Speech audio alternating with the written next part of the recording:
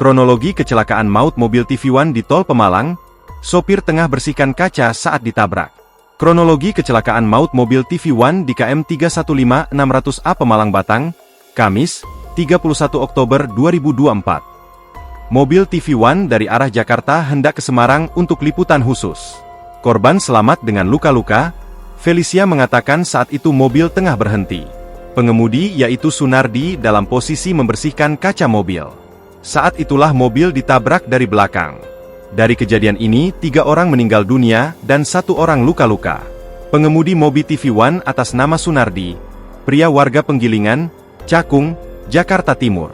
Sunardi mengalami luka cedera kepala dan meninggal dunia di lokasi kejadian, kemudian dievakuasi ke RSI Al-Ikhlas Taman Pemalang. Yang kedua Marwan yang juga meninggal dunia di lokasi kejadian. Korban meninggal ketiga Alwan Syahmidi warga Kembangan, Jakarta Barat. Sedangkan korban luka-luka yakni Felicia Amelinda Deki Priyatna, asal Duren Sawit, Jakarta Timur. Kemudian GG yang mengalami luka cedera kepala ringan. Kedua penumpang selamat dalam kondisi sadar. Manajer Teknik dan Operasi Pemalang Batang Toll Road Yulian Fundra Kurnianto saat dihubungi tribunjateng.com, Kamis, 31 Oktober 2024, mengatakan laka terjadi di KM 315600 masuk wilayah Pemalang. Menurutnya, kecelakaan ini terjadi sekitar pukul 6.32 waktu Indonesia Barat. Mobil TV One bernomor polisi B1048DKG terlibat kecelakaan dengan truk pembawa ekspedisi bernomor polisi AD9287NF.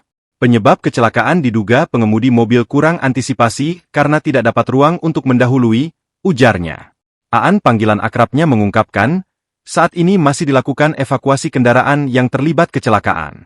Semua korban dibawa ke RSI Pemalang Al-Ikhlas, ungkapnya.